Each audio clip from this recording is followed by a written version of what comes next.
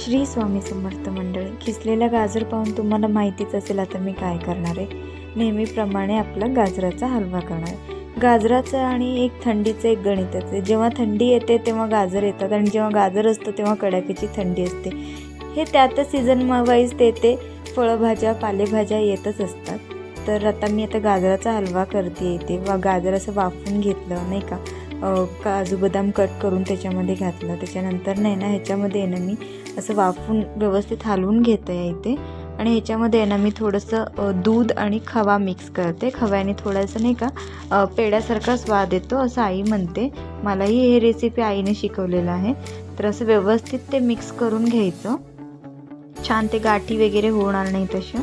दुधामध्ये मिक्स करून घेऊन आहे ना हे हलव्यामध्ये टाकून द्यायचं. हलवा आणि दूध मिळून ते वाफून झालेलं आहे छानपैकी असं गाजर. त्याच्यामध्ये हे दूध आणि खवा मिक्स करायचा,